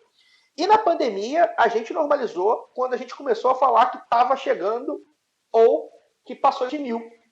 E agora, né, um ano que se passou, a gente está se assustando de novo quando está chegando a 2.000.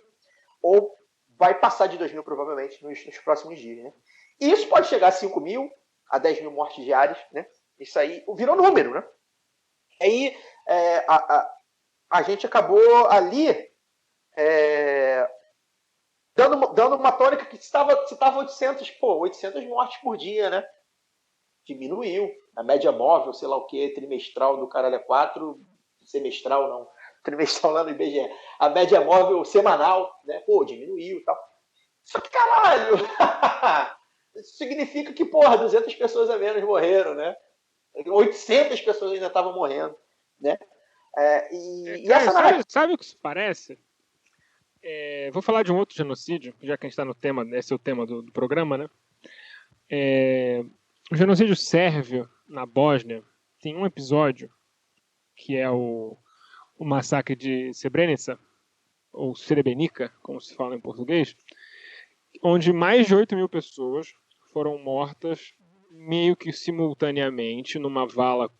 Já tinham cavado a vala delas, né, onde elas seriam enterradas, e grande parte delas, os soldados, eles não se deram ao trabalho de metralhar elas, porque seria muito impessoal, né? Eles foram lá pessoalmente e usaram arame farpado e facas para enforcar e matar as pessoas. Estou falando de mulheres e crianças aqui, inclusive. É de uma crueldade, assim, de um nível inimaginável. E a gente está tendo uma Srebrenica por semana no Brasil já. Mais de 8.000 pessoas por semana é padrão de morte por Covid. E a gente não consegue ficar chocado. Talvez porque seja uma morte medicalizada e a gente tenda a naturalizar isso. Talvez porque o Brasil seja um país historicamente tão violento, onde tudo no Brasil é violento, né? O trânsito no Brasil é violento. O Brasil é um dos campeões mundiais de morte no trânsito. A vida no Brasil é violenta, um dos campeões mundiais de homicídios, enfim, de todas as naturezas, campeão mundial de feminicídios, de violência doméstica, que mais mata ativista, que mais mata jornalista, é o que mais mata muitas categorias, né? Então, para ser o país que mais mata, ponto, não é um pulo tão grande. Então, assim, talvez essa dessensibilização, como você está falando, talvez seja uma coisa histórica. E talvez o brasileiro seja incapaz de se solidarizar com mortes em massa. Porque deixa eu te falar. 300 mil mortos, então, vai ter 300 mil mortos no Brasil daqui a uma semana, 2, sei lá. E eu te garanto que a morte do Ayrton Senna vai gerar mais comoção. Mas eu ia tocar exatamente nesse assunto. Acho que eu tuitei algo parecido com isso que você falou, porque eu vi não sei se foi uma thread ou se foi uma matéria, um artigo, de uma pessoa que mora na Inglaterra falando que lá a mídia, né, tem feito matérias tentando sensibilizar as pessoas para que elas não saiam nas ruas. Então, o que eles fazem? Eles vão até os hospitais, eles mostram as pessoas morrendo. Pode até ser sensacionalista, mas descobriu-se que, para a opinião pública, isso sensibilizava mais do que apenas trazer números. No Brasil, a gente traz números. A gente não mostra as pessoas morrendo, a gente não mostra quando vem uma outra foto de várias covas abertas e tudo mais. É sempre de uma forma muito assim, en passant. Não vamos mostrar a morte, a cara da morte nesse momento. Por quê? Porque existe o interesse da própria burguesia de que as pessoas morram. E a grande mídia, né, é esse braço da burguesia. Estou falando isso porque quando a mídia quer trazer sensacionalismo e comover, e isso é bem lucrativo, ela passa uma semana enchendo o saco, mostrando a morte de alguém, e o Brasil inteiro se comove. Eu lembro muito bem de quando o avião da Chapecoense caiu, que a Globo, ela fez e desfez em cima daqueles familiares, e eu não assisti porque eu não gosto de espetacularização do sofrimento dos outros. E pra você ter uma ideia, como é que você tem razão, tanta razão, que a Globo fez uma coisa que ela raramente faz, que é mexer na programação. Ela destruiu a programação dela só para ficar cobrindo aquele evento morte ali. E tinha gente que é viciado, que eu conheço, viciado, né, jornalista, porque eu também sou jornalista, trabalhei 4 anos no Globoesporte.com daqui, e colegas meus que são super sensíveis, eles basicamente ficaram viciados, né, em saber notícias, porque esse tipo de coisa ele vicia mesmo. Você quer saber o tempo inteiro o que vai acontecer, o que está acontecendo, os corpos. E assim, para mim era muito doloroso estar na redação e ter que ver a TV 24 horas ligada naquilo. Então, a chegada dos corpos, entrevista com quem teve o pé amputado. Nossa, eu não gosto de ver isso porque eu acho que é, como sempre, a Globo tentando ganhar em cima do sofrimento dos outros, né? De uma forma mais branda do que esses programas policialescos, mas ainda assim, ela chafurdando mesmo no sofrimento das famílias. Repórter chorando, família chorando. Então, assim, por que isso não está acontecendo? Você tem a morte, óbvio, é terrível um time inteiro morrer. Isso mexe com a gente. Futebol, teoricamente, é alegria, né? Eu sou uma pessoa apaixonada por futebol, sei disso. Mas como é que morre 100 pessoas, 200 pessoas, ou um time inteiro, e gera toda uma comoção por tanto tempo, um ano depois? A gente está com mais de 250 mortes e ele não gera a mesma comoção. Os jornais trazendo números, um outro relato de quem está trabalhando, os heróis da pandemia, né, que são os médicos que estão trabalhando na linha de frente, mas você não mostra além disso, assim, você vai mostrando imagens que não tragam exatamente nenhum sentimento de revolta ou mesmo de empatia. Então, assim, enquanto outros países vão trabalhar em cima disso para gerar conscientização, a nossa mídia está totalmente inerte nisso. Virou realmente aquilo assim, quando bater 100 mil, a gente faz uma série de matérias especiais. O Caio, que é jornalista, ele sabe como funciona isso. Os números redondos, os números fechadinhos. Quando der 100 mil, a gente faz uma matéria tal. Quando der 150, a gente dá outra. Quando der 200 mil, e assim vai, porque o jornalismo é basicamente isso hoje em dia. Acessibilidade nenhuma. Números...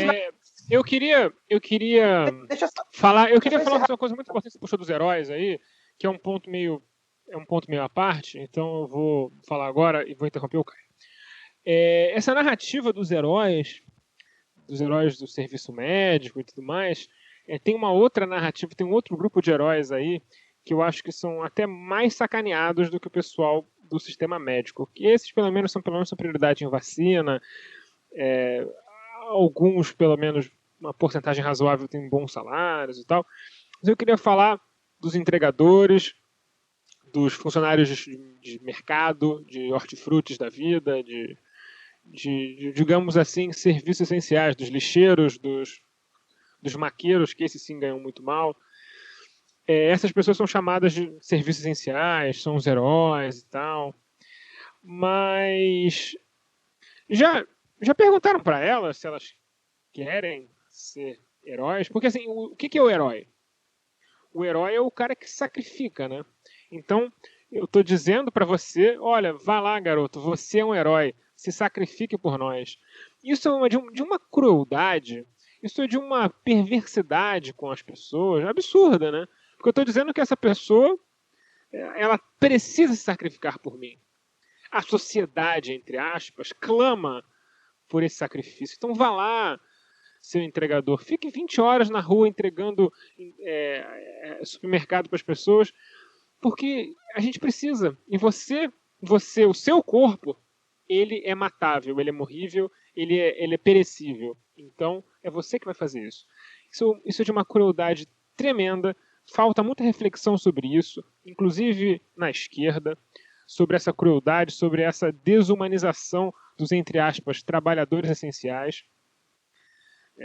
A Évila aqui me manda nas mensagens, além de tudo, são pessoas fungíveis, né, altamente substituíveis. Você como todo herói, né, porque o herói da guerra, ele é a definição do substituível, né?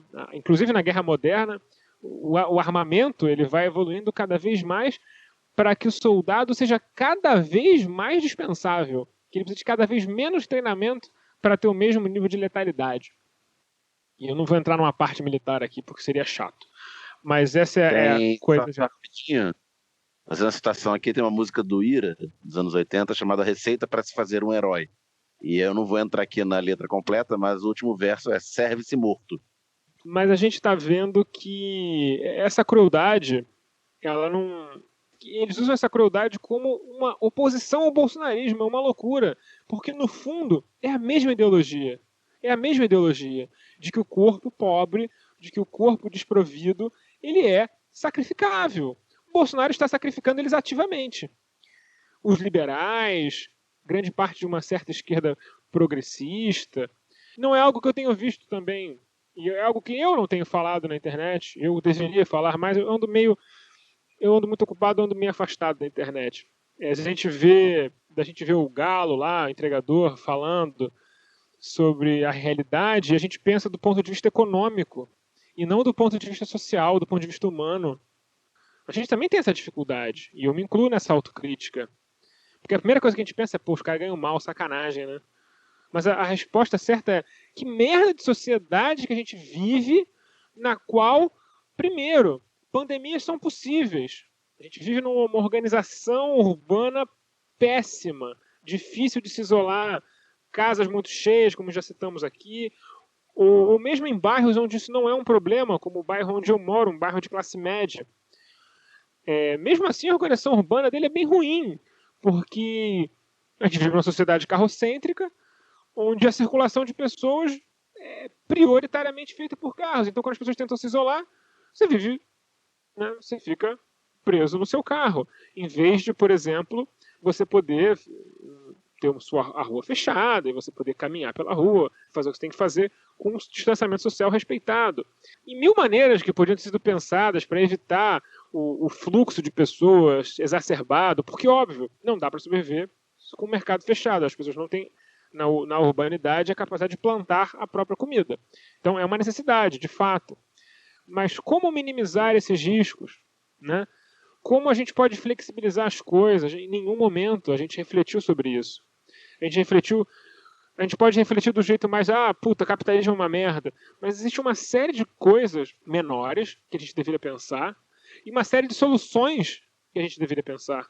E nada disso tem sido feito na esquerda. Em grande parte porque a esquerda também tem feito um grande esforço de não pensar e de só reagir. E reagir é muito ruim. Por que a maioria dos esportes tendem os times ofensivos a serem vencedores? Porque jogar de forma reativa, no longo prazo, é altamente ineficiente. Imagina um time de basquete que joga na retranca. Não faz o menor sentido. Mesmo no futebol, que é um esporte de baixo número de pontos, isso no longo prazo não funciona. Então, na política não é de ser diferente. Então vamos lá. Então, para concluir esse assunto, para concluir o podcast de hoje, a gente vai voltar para um tema que amarra tudo, né? Que a gente já falou sobre a vitória do Bolsonaro, a narrativa do Bolsonaro sobre a pandemia é vitoriosa, a gente tem que reconhecer isso, porque reconhecendo a vitória é que a gente traça estratégias para a nossa vitória. Ele consegue fazer as confusões dele legislativas, ele banca o que ele tem que bancar, como a gente já falou aqui. Mas eu acho que para concluir isso, eu acho que é muito importante a gente falar de como ele jogou contra ninguém. O principal adversário político, do ponto de vista midiático, do ponto de vista de enfrentamento que o Bolsonaro teve nessa pandemia, é o João Dória, do PSDB de São Paulo. João Dória, hoje, faz as medidas muito parecidas com o que o Bolsonaro deseja, né? Igrejas abertas, comércio aberto. Que oposição é essa que não consegue se opor? A gente está falando aí, tem vários governadores ditos de esquerda também que também estão falhando. Isso vale para todos. Todos eles se abraçam no mito do protocolos de segurança. Isso vale para uma infinitude de lugares onde não existe nem protocolos nem segurança. Não existe essa ideia de segurança sanitária. Segurança sanitária na Covid é muito simples. É só as pessoas não estarem perto uma das outras e todo mundo de máscara. Esse é o básico. E esse básico não é cumprido. Porque no momento que você abre um shopping, não existe protocolo de segurança, você ficar respirando o mesmo ar durante 10 horas. É a definição da antissegurança. Então, cria-se essa fixação. No Brasil, criou-se uma fixação sobre a elusiva transmissão por superfície, que é passar álcool gel e tudo resolve. Já foi provado por A mais B mais C mais D de que isso representa uma infinitesimal porcentagem dos contágios. E você pode lamber o corrimão de um hospital que você provavelmente não vai pegar Covid, mas não recomendo que você faça isso porque é nojento. Nessa situação, então, acaba que o Bolsonaro consegue lutar contra ninguém porque, no fundo, o que ele defende são os interesses da burguesia. Alguém discorda? Não, na verdade, não podemos encerrar o programa. Não, fala, boa noite. Eu vou complementar, não discordo, não. Eu acho que assim, a gente faz muito aqui a autocrítica da esquerda institucional, partidária, né? A gente tem muitas, nem tanto autocrítica, mas crítica, porque, né? Enfim, não somos nós. Mas a gente critica bastante, mas eu acho que tudo se resume à falta de organização de um projeto, né? Acho que, eu já falei isso aqui algumas vezes, acho que o Ciro Gomes é quem mais tem um projeto de país. É um projeto ruim, mas é um projeto. A gente pode até discordar e tal, mas e acho que ele se apega pouco no projeto de país e acaba querendo entrar em outros confrontos, né? Acho que ele deveria ser mais propositivo, porque ele tem esse projeto de fato, né? Enfim, isso aí seria um outro ponto. Mas a gente não sabe o projeto de país, né? Por exemplo, do próprio PT, né, cara? O projeto de país do PT é soltar o Lula e eleger o Lula, né? A gente não sabe o projeto do PSOL, né? O projeto do PSOL não tem, a gente sabe que não tem, né? Então, assim, eu acho que como disse um amigo meu esses dias, ele trabalha na Petrobras, e a gente estava comentando, né, as atrapalhadas lá do Bolsonaro na substituição da presidência e tal. Esse amigo meu falou, tá na hora de quem quer a vaga colocar o carro na rua e dizer o que faria no lugar. É isso, né? Então, acho que esse é o princípio básico, né? Porque é isso, a gente está reagindo, né, o Haddad, quando a gente votou lá no Haddad desesperado, a gente votou pelo ele não, né? Pelo anti-Bolsonaro, não é pelo Haddad sim, né? É sempre bom lembrar isso. Porque numa eleição assim, se eu pudesse não escolher o Haddad, eu não escolheria. Né? A gente gostaria de ter outras opções. Então, eu acho que gira em torno disso, né? De um projeto, de que vai ser feito, né? E aí eu não sei juridicamente o que os governadores poderiam ter feito mais e tal. Eu quero ouvir a Évila falar um pouco por causa da questão dos governadores do Nordeste e tudo mais, como é que ela vê isso, né? Aqui do Sul Maravilha, a gente talvez tenha outra percepção, porque de fato não há, no Sudeste não há ninguém de oposição, né? Não há governadores de oposição, nem prefeitos de oposição em lugar nenhum. Né? Embora o Calil até tenha... Tem prefeito de oposição. O Calil é o prefeito de oposição. Só que ele não bate no Bolsonaro. Ele só faz o dele. Exatamente. Exato. Ele tem um projeto dele, né, inclusive. Mas é isso. Mas ele não é uma oposição ao Bolsonaro. A gente não pode dizer que nunca foi. Na prática, então, do ponto de vista da pandemia, né? Da ponto de vista da pandemia foi. Enfim, então, a gente aqui, cara, assim, esperar do Dória, gente, pelo amor de Deus, né? E eu vi muita gente, a gente já falou sobre isso, acho que a gente poderia fazer um programa só sobre isso, não vou me estender. Um monte de gente de esquerda falando do Dória, pelo amor de Deus, sabe? Fez o mínimo do mínimo, parabéns, tem o Butantan ali do lado, irmão. Eu não sei se o governadores de estados não mais tem. pobres... Só Rio e São Paulo tem institutos desse tamanho. Então, pelo amor de Deus, gente, tá? Vamos devagar e com andor, né? Ele garantiu a vacina, então, pô, que bom. Mas era o mínimo, né? O mínimo do mínimo do mínimo do mínimo do mínimo. Né? Tá na frente do Bolsonaro? Porra, até o porco do chiqueiro tá. Porque quer ser vacinado, porque não quer morrer, né? Então, é isso. A gente acha que faltou projeto, faltou oposição, porque a gente não...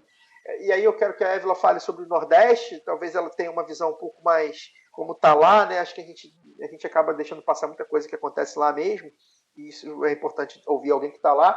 Mas aqui do Sudeste, ninguém, do Sul, do Sudeste, pelo amor de Deus, né? Pelo amor de Deus, não tem ninguém pronto para isso, para fazer esse confronto de ideias com o Bolsonaro nos governos e nas prefeituras das capitais. Nunca teve. Só uma fala em relação ao Dória, né? Lembrar que o Dória queria cortar verba do Butantan, né? Então, depois ele aparece como esse salvador. A gente tem que prestar atenção não no que o Dória... na propaganda que ele faz de si mesmo, mas no que ele não mostra. O Dória vacina uma mulher negra, mas no outro dia ele tira populações tradicionais e quilombolas da prioridade, depois volta atrás. Então, assim, ele mostra o quanto ele quer ser oposição ao Bolsonaro, mas não é nem um pouco, né? Ele é o Bolsonaro, só que um pouco mais limpinho. Outra coisa é que a galera da esquerda realmente ele precisa abraçar qualquer pessoa. Não sei se vocês lembram da época que o Mandetta era essa salvação, o Mandetta era lindo, o Mandetta que queria acabar com o SUS, porque é totalmente ligado a plano de saúde. Mais do que achar o cara lindo, qualquer pessoa de direita que aparece, a esquerda levanta os braços e fala, putz, a gente vai ter que votar nesse cara. Do nada, assim. Do nada. Ninguém provoca, ninguém fala nada, já estão lá na urna apertando na cabeça deles. Nossa, esse é melhor do que o Bolsonaro. Aí você fala, cara, esse estava com o Bolsonaro. Peraí, tem um pouco de paciência. Em relação ao Nordeste, o consórcio Nordeste, quando foi lançado, né, eu lembro, inclusive, do videozinho de lançamento, como Nordeste lindo, tua maravilha e tudo mais, e é muito complicado, né? Acho que dá um programa inteiro para falar só sobre Nordeste em relação a isso, mas muitas vezes é mais fachada do que algo material, até porque os governadores, eles batem muita cabeça. Isso é muito encabeçado pelo Flávio Dino, que até então tem, acho que, algum planejamento mais a nível nacional, mas em termo concreto, o consórcio Nordeste ele não tem feito nada muito com muita substância, não. A situação daqui, por exemplo, de João Pessoa, de Recife, Natal, que são lugares mais próximos e que eu consigo acompanhar melhor, é terrível. A gente entrou agora num tipo de toque de recolher que vai das 10 da noite às 6, 7 da manhã, e é o que tem, mas os bares eles podem abrir de 9 às 16 horas, 17. Os dois últimos candidatos à prefeitura de João Pessoa eram dois direitosos, um inclusive fascista, que tentava se apoiar em Bolsonaro e não venceu, mas as duas plataformas vinham dizendo que não ia fechar a cidade por causa da pandemia. Recentemente, na Bahia, a prefeitura chegou, né, a Secretaria de Esporte chegou a querer suspender um dos jogos, acho que era Bahia e Santos, e depois voltou atrás e falou que vai ter Campeonato Baiano e Copa do Nordeste normal. São Luís e Fortaleza foram das primeiras cidades do Nordeste a chegarem em estado de calamidade.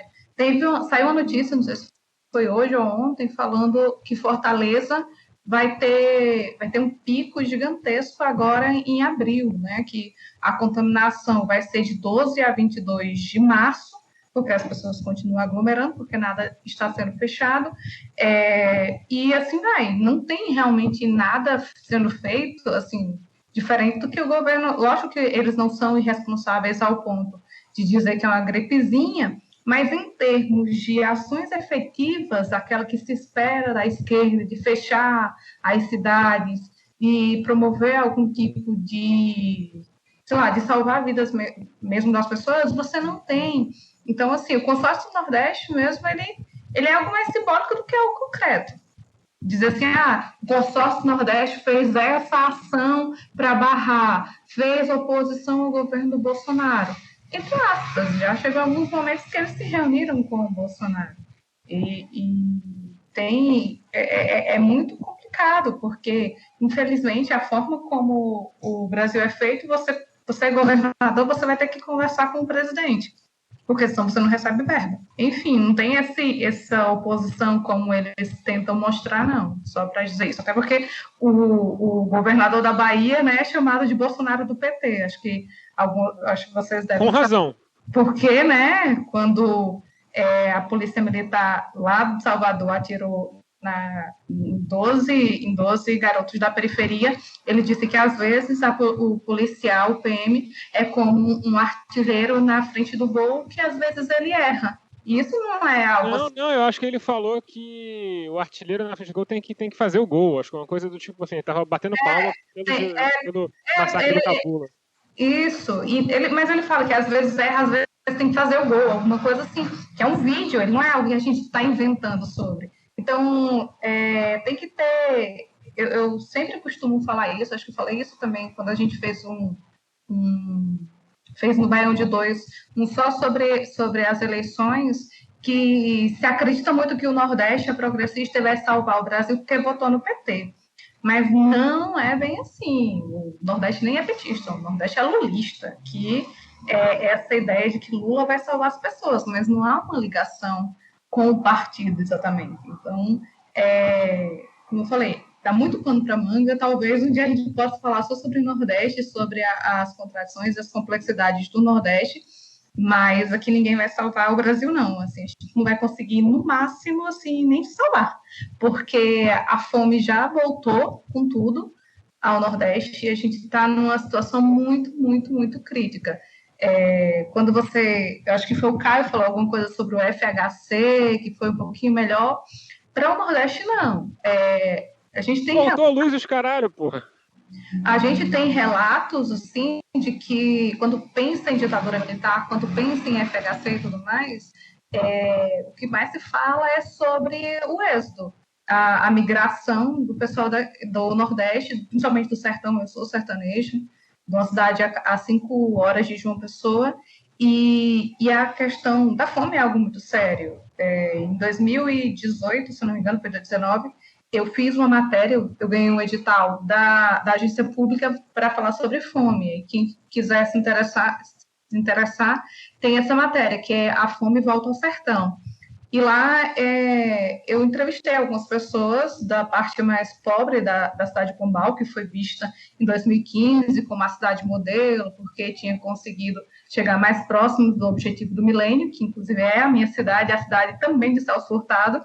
E aí eu entrevistei uma senhora que fala que quando ela era criança ela comia farinha para ir para a escola, farinha com café, que era o que tinha. E hoje em dia ela jamais imaginaria que voltaria a essa situação, e ela volta a essa situação.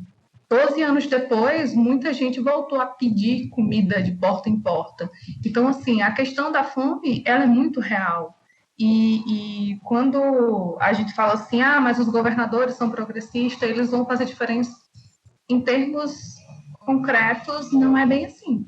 A fome, ela tem crescido muito, muito, muito por aqui. Então, é muito complicado debater isso em termos de eles vão salvar alguém. Não estão salvando o próprio povo. Com o próprio Lula, encerrando todos os temas amarrados nas últimas 2, 3 falas que a gente fez, o que eu acho muito elegante, muito maravilhoso, e é por isso que esse foi o Lado B do Rio 184. Estamos em todas as redes sociais, participando, postando, temos muita atividade, evitando ser preso pela PM. No nosso site, ladobdorio.com.br, tem texto da Lana de Holanda, texto muito bom, recomendo. Boa noite, Évila. Gostou? Te tratamos bem?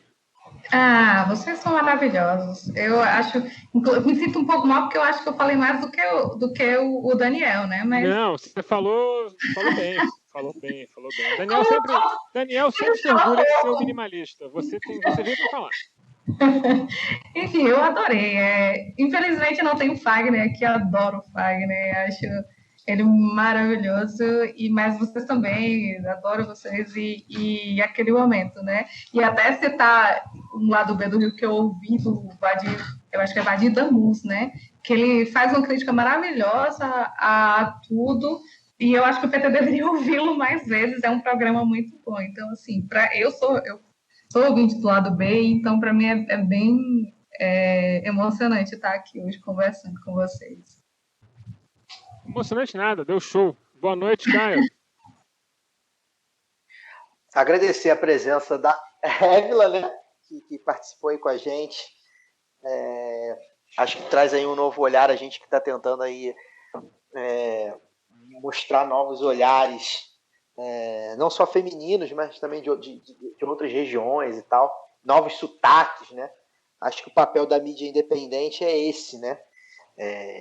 Também, né? Também. E aí, só 2 recadinhos, né? Eu vou ser obrigado a falar de novo o nome daquele ouvinte. O Paulo Milatias e o Felipe Boquete de Oliveira Braga ainda não responderam meus e-mails, né? Vou ficar aí semanalmente falando para eles olharem os e-mails de cadastro do PicPay e do Padrim. Se não receberem, entre em contato com a gente nas nossas redes sociais, ou então pelo e-mail lá do bdorio@yahoo.com, né? Falar, sou eu aqui, de repente não chegou o e-mail e tal, porque só falta eles para a gente começar a enviar. Já teve gente que já recebeu os livros, enfim, eu ainda vou começar a enviar aí os brindes. Então também aguardem um pouquinho. E explicar aí, a gente entrou em março, né, explicar aí a questão do documento lado B. A gente não fez em fevereiro, por vários motivos. Não, vamos falar o tema, vamos falar a verdade. A gente não fez porque a gente escolheu um tema muito bad vibe, começou a pesquisar, ficou deprimido e desistiu. Foi isso que aconteceu. Basicamente a rigor foi isso, né? A gente entrou numa de fazer um tema que é relevante, né? Mas a gente, em fevereiro, estava tão estressado, tão na bad, que a gente foi ver o tema e falou, cara, esse tema aqui a gente vai contribuir para a nossa bad, contribuir para a bad dos ouvintes. Quem sabe a gente faça em um novo momento, acho que é necessário falar, sempre é. Mas, enfim. E aí a ideia, né, gente, é que a gente lance aí, entre março e abril, 3 documentos lá do B, né? Esse que seria de fevereiro, de março e abril. E a tendência, né, a gente bateu o martelo, mas enfim, né, aqui nada tão definitivo assim, que seja o mesmo assunto, né, de repente o mesmo personagem, a mesma coisa, dividido em 3 partes, tá? Então a gente agradece a compreensão dos nossos apoiadores, né? A gente reforça nosso compromisso aí com a meta do financiamento coletivo, de ter esse documento lá do B, que é inclusive um formato que eu gosto muito, mas é isso, né? A gente vai lançar aí 3 entre março e abril para compensar esse de fevereiro. Mas aguardem um pouquinho. E é isso. Semana que vem. Não sei se semana que vem eu participo, porque eu estou de férias e talvez a gente reveze aí nesse mês. A gente não sabe como vai fazer. E eu quero me desligar um pouquinho também, assim como o Fagner. Mas se não, semana que vem, até a próxima. Sobre o Felipe Boquete, quem participa do grupo de apoiadores sabe que eu fiz uma piada no programa passado que eu cortei. Eu não vou fazer de novo porque eu não quero cortar de novo. Mas, Felipe Boquete, imagine a pior piada que o Alcísio pode fazer sobre o seu nome, que ela já foi feita. Então, uma hora isso vai entrar no ar. Pensa nisso. Vai. Boa noite, Daniel. Boa noite. Fico solidário ao Felipe, porque ele deve ter uma vida de piadas horrorosas tipo Alcísio com o seu nome. Então, manifeste-se logo para pegar o seu brinde, para acabar com isso de uma vez por todas. Obrigado a todos, obrigado a Évila, foi ótima participação, até semana que vem. Eu falei pra caramba no programa, então não vou falar mais nada. Até semana que vem, com mais Lado B do Rio.